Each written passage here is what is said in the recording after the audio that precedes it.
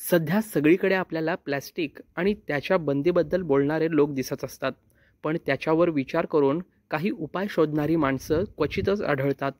मात्र अशाच एका पर्यावरणप्रेमी सैनिकाने या टाकाऊ प्लॅस्टिकवर उपाय शोधलाय.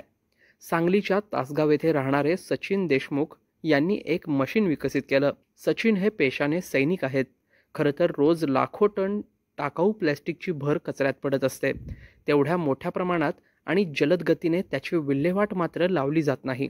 त्यामुळेच देशमुख पती-पत्नी यांनी यावर अभ्यास करून एक उपाय शोधला. सचिन यांनी टाकाऊ प्लॅस्टिकपासून विविध वस्तू बनवणारी मशीन निर्माण केली आहे. ॲटोमॅटिक, सेमी ॲटोमॅटिक आणि मॅन्युअली चालवली जाणारी ही 3 वेगवेगळी मशीन त्यांनी बनवली. तर 2022 या मशीनचे पेटंट देखील देशमुख यांच्या नावावर झाले आहे. या मशीनचे प्रोडक्शन देखील सध्या सुरू झालं आहे. सिंगल यूज आपण कॅरी बॅग वगैरे बॅन करू शकतो, पण ते बॅन करू शकत नाही. असे बरंच सारे प्लास्टिक आहे. तर ह्या प्लास्टिकला आपण सोल्युशन तयार केलेलं आहे. आपण waste plastic product machine technology invent केलेलं आहे, जे आपण या ठिकाणी मशीन आपण बघू शकतो.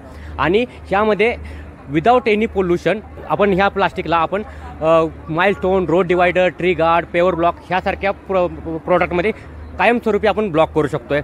आणि त्या ठिकाणी रियूज रिड्यूज हे पूर्ण कन्सेप्ट आपण परमनंट रिसायकल हे आपण सोल्युशन दिलेलं आहे. ही जी टेक्नॉलॉजी आहे ही जून 2022 पेटंट ग्रँट झालेले आहे आणि आता ही टेक्नॉलॉजी कमर्शियलाइजसुद्धा झालेली आहे. आणि हे सर्व जे काय आहे हे प्लास्टिक, पृथ्वीवरील प्लास्टिकचं जे काही पोल्युशन आहे, पोल्युशन कंट्रोल करण्यासाठी फार मोठी स्टेप आपण घेत आहे. आत्ता जे काही टेक्नॉलॉजी आहे त्यामध्ये टेक्नॉलॉजिकल लिमिटेशन आहे. कुठे सेग्रिगेशनचा लिमिटेशनचा आहे, या काही ठिकाणी पैशाचं म्हणजे भरपूर करोडमधल्या ज्या कंपन्या स्थापन कराव्यात त्यावेळी नंतर रिसायकल होतं अशा पद्धतीचं आहे. पण आपण ह्या ह्यामध्ये कसं आहे की अवेलेबिलिटीच्या करून प्लास्टिक प्रोसेस करू शकतो. म्हणजे अपार्टमेंट आहे तर त्या ठिकाणी मॅन्युअल मशीन आपण लावून त्या ठिकाणी प्रोसेस करू शकतो.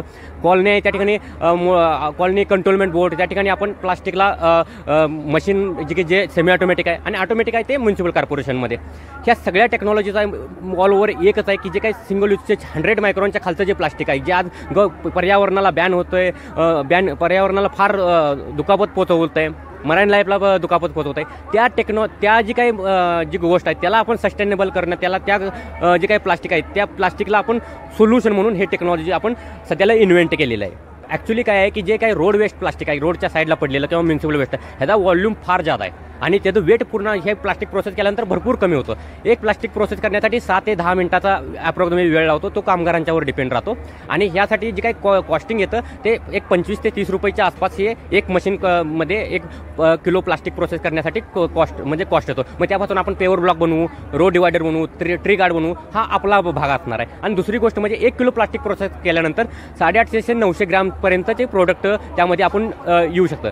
सगळ्यात महत्त्वाचं म्हणजे ह्या टेक्नॉलॉजीमध्ये सिग्रिगेशन फॅक्टर हा नाही आहे. आपण ह्यामध्ये काही दगड किंवा इतर जे काही PPLD अशा अकॉर्डिंग ते प्लास्टिक सिग्रिगेट केलं जातं.